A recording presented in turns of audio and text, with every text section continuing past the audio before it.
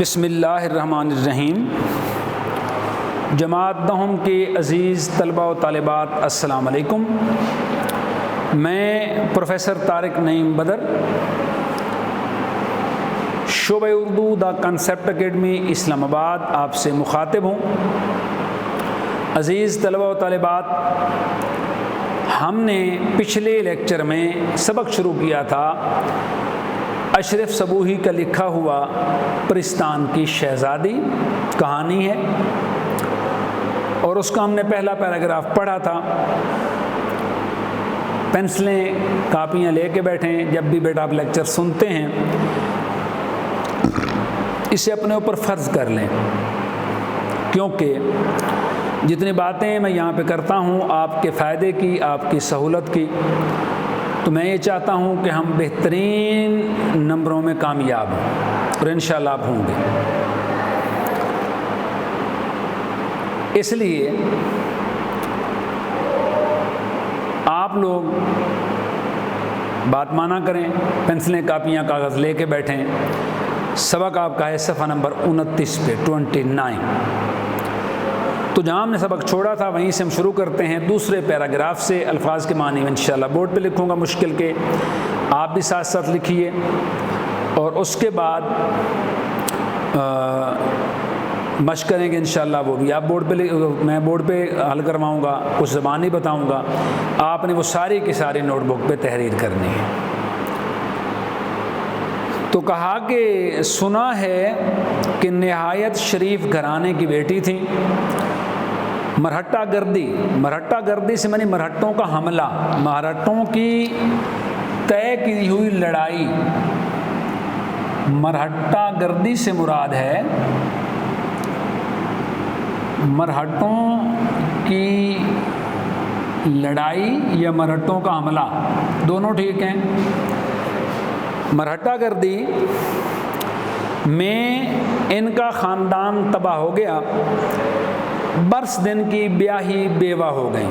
برس دن کے ابھی ان کی سال پر ہوا تھا شادی کو، برس دن سے مراد ہے 1 سال، یعنی سال بھر ہوا تھا، اور وہ اس لڑائی کی وجہ سے، مرہٹوں کے حملے کی وجہ سے ان کا خاندان تباہ ہو گیا، برباد ہو گیا، اور ان کی شادی کو سال بھر ہوا تھا اور وہ بیوہ ہو گئیں۔ ان کے جو خاوند تھے، ان کے جو میاں تھے، وہ اس لڑائی میں مارے گئے۔ اس زمانے میں دوسری شادی کرنا بہت بڑا عیب سمجھا جاتا، جس زمانے کی یہ کہانی ہے، جس زمانے کی یہ بات ہو رہی ہے، اس زمانے میں دوسری شادی کرنا معیوب سمجھا جاتا تھا، برا سمجھا جاتا تھا۔ مغلانی کا پیشہ اختیار کیا۔ مغلانی میں بتا چکا ہوں، درزن کو کہتے ہیں، کپڑے سینے والی درزن مغلانی کہلاتی ہے۔ آپ درزن لکھ سکتے ہیں، آپ کپڑے سینے والی لکھ سکتے ہیں، دونوں ٹھیک ہیں۔ اور اپنی ہنر بندی کی بدولت رنڈاپا کاٹا۔ رنڈاپا یا رانڈ بیوہ، ایک لفظ ہوتا ہے رانڈ، رانڈ کہتے ہیں بیوہ کو، ایسی عورت جس کا خاوند فوت ہو گیا ہو اسے کہتے ہیں رانڈ، یا کہتے ہیں بیوہ، جس کا خاوند فوت ہو گیا ہو۔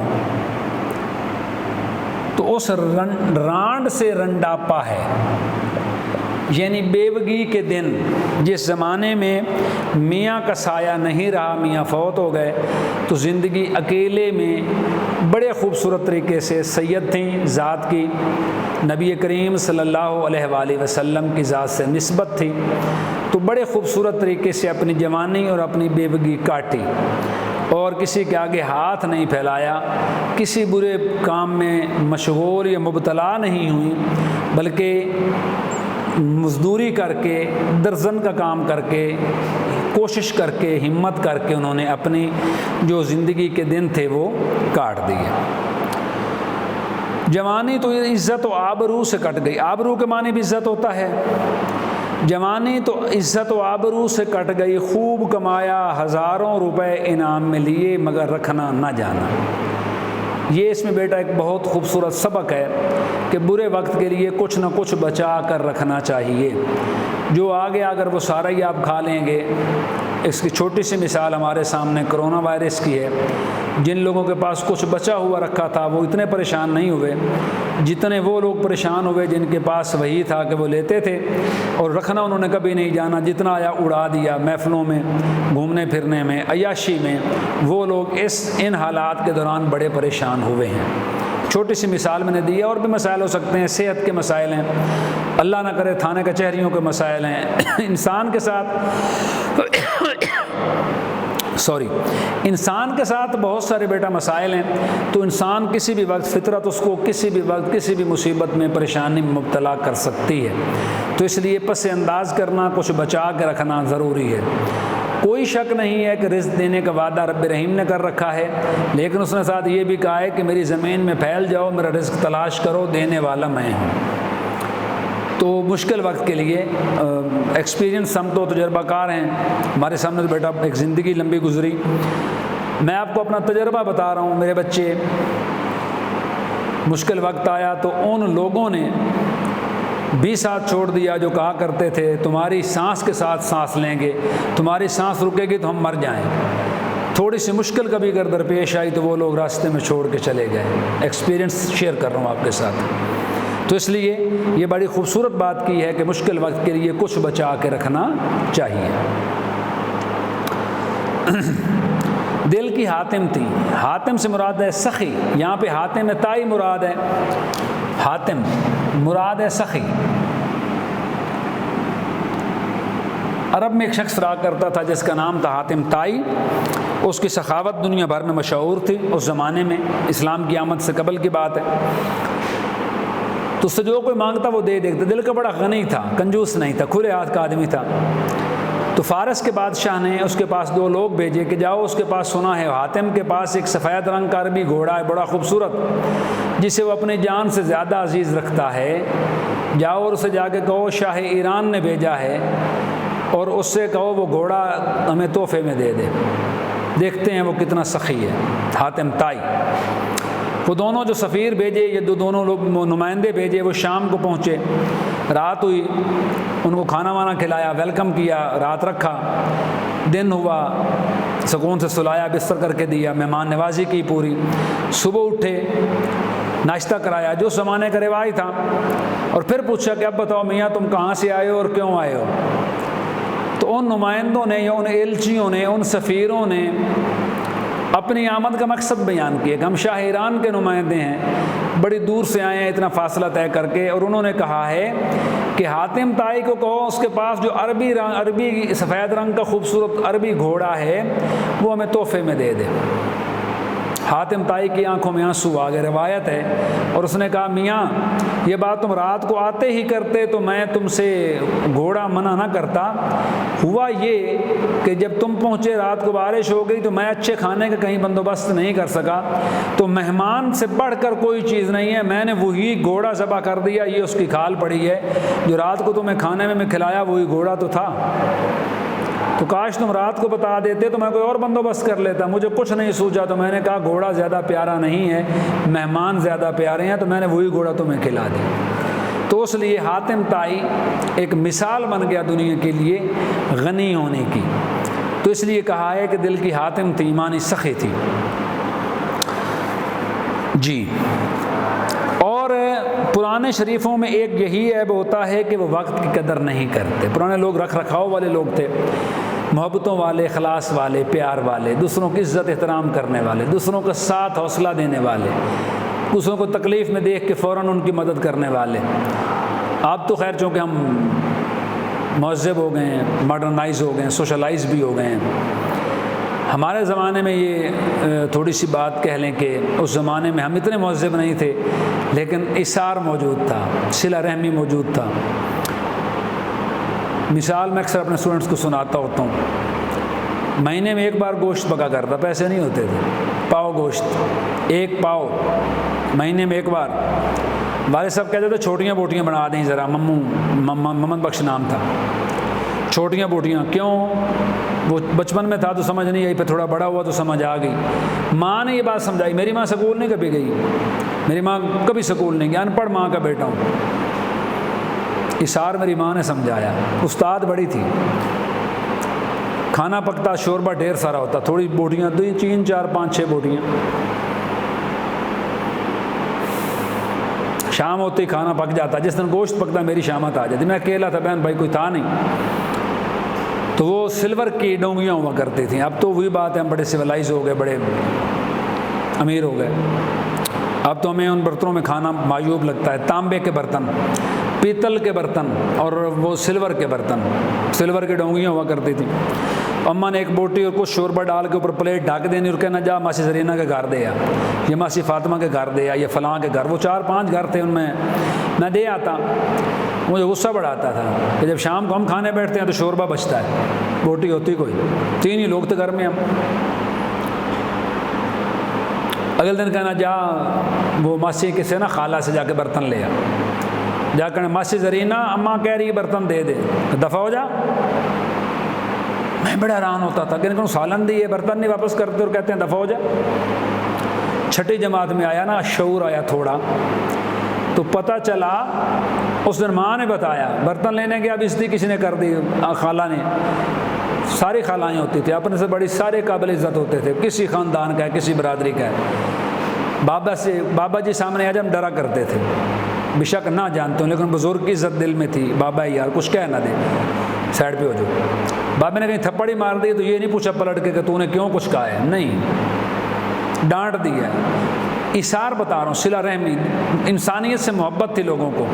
کوئی غلط کام کرتے ہو ڈنڈے ٹونک دیتے ہو، اے تو کیوں کر رہا ہے یہ، اور ہمت نہیں ہوتی تھی کہ تو کون ہوتا ہے بھائی مجھے کہنے والا۔ آج میں پہلے کہہ رہا تھا مہذب ہو گئے بیٹا، ہم سویلائز ہو گئے، آج تو ہم ایسی بات کر ہی نہیں سکتے۔ تو میں اس دور کی بات کر رہا ہوں، ہمارے وقت تک یہ ہم شاید وہ آخری لوگ ہیں، اس کے بعد یہ لوگ نہیں آئیں گے، کہانیوں قصوں میں رہ جائیں گے۔ تو بات کر رہا تھا، میں روتا ہوا گھر آیا، اماں میں ماسی زرینہ میری بےزتی کی تھی، دفع ہو جائے۔ اس نے کہا ذرا میرے بچے بیٹھو ادھر، بٹھا لیا۔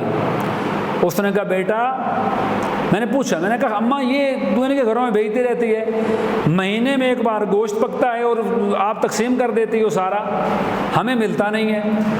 تو چھٹی جماعت میں ماں نے بتایا بیٹا جن کے گھروں میں میں بیچتی ہوں ان کے گھر کبھی نہیں پکا، ہمارے گھر تو مہینے میں ایک بار پکتا ہے۔ ایثار بتا رہا ہوں، یہ ہوتا ہے ایثار، یہ ہے صلہ رحمی جس کی یہاں پہ بات ہم کر رہے ہیں۔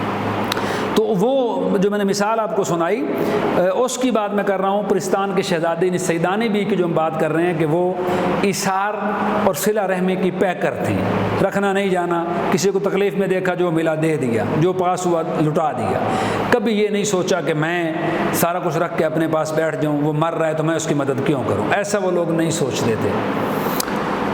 پھر کہا جی کہ خدا کی بے نیازی کو بھول جاتے ہیں، اللہ بڑا بے نیاز ہے، وہ جس کو چاہے نواز دے، جس سے چاہے 1 منٹ میں۔ یاد رکھیے فقیر ہوتے ہوئے دیر نہیں لگتی، 1 منٹ میں بندہ 0 پہ آ جاتا ہے۔ بنے ہوئے زمانے میں بگڑنے کا خیال نہیں آتا، حالات ٹھیک ہوں، وقت صحیح ہو تو بندے کو یہ خیال ہی نہیں آتا کہ اگر برے وقت آ گیا، حالات خراب ہو گئے، کوئی پریشانی میں مبتلا ہو گیا تو میرا گزارا کیسے ہوگا، انسان یہ سوچنا بھی گوارا نہیں کرتا۔ جانتے ہیں کہ یہی لہر بہر رہے گی، لہر بہر سے یہاں پہ مراد ہے رونقیں، لہر بہر مراد ہے رونق، کہ یہی رونقیں ہمیشہ رہیں گی۔ سیدان بی بی جوانی بھر اسی غلط فہمی کا شکار رہیں، ان کا خیال بھی یہی تھا کہ یہ ساری عمر ایسے ہی جوانی رہے گی، ایسے مزدوری کر کے میں اپنا پیٹ پال لوں گی اور ساری عمر ایسے ہی رہے گا، نظام ٹھیک چلتا رہے گا۔ بڑھاپے نے آن دبایا، لیکن ایک مخصوص وقت کے بعد میرے بچے انسان کے آزاد جواب دینے لگتے ہیں، نظر کمزور ہو جاتی ہے، ہاتھ کانپنے لگتا ہے، جو مرضی غذائیں آپ کھا لیں۔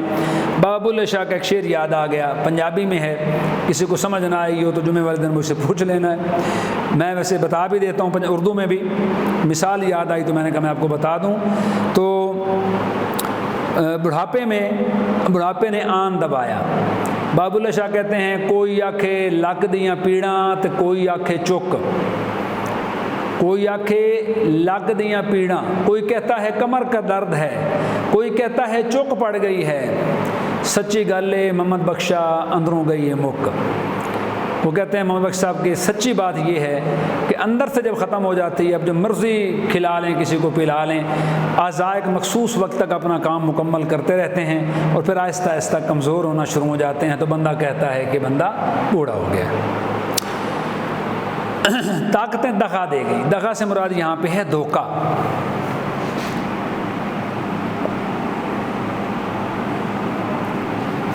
طاقتیں دغا دے گئیں معنی دھوکہ دے گئیں، تو کیا ہوا؟ آنکھیں کھلیں اور دوسروں کے سہارے پر اپنی زندگی کے اندھیرے دن پورے کرنے پڑے۔ وہی بات جو میں پہلے کر رہا تھا، بات کرنے کا مقصد یہ کہ اس زمانے میں جب وہ صلہ رحمی کیا کرتی تھیں، ایثار کیا کرتی تھیں، دوسروں کے ساتھ بھلائی کیا کرتی تھیں، تو ان کی یہ سوچ تھی کہ یہ جوانی کی لہر بہر، یہ رونق ہمیشہ قائم رہے گی۔ لیکن یاد رکھیے میرے بچے، ایک مخصوص وقت کے بعد انسان کے جو اعضاء ہیں، انسان کی جو طاقتیں ہیں، وہ کمزور ہونا شروع ہو جاتی ہیں، اور اس کے بعد نہ بندہ کچھ کام کرنے کے قابل رہتا ہے، نہ کمانے کے قابل رہتا ہے۔ تو اس وقت یہ احساس ہوتا ہے کہ کاش اچھے وقتوں میں کچھ بچا کے رکھا ہوتا تو آج میرے کام آتا۔ تو وہی بات ہم بیان کر رہے ہیں انشاءاللہ۔ یہاں پہ آج ہمارا سبق ہوتا ہے آج کا مکمل۔ تو ملتے ہیں اگلے لیکچر میں۔ بہت شکریہ۔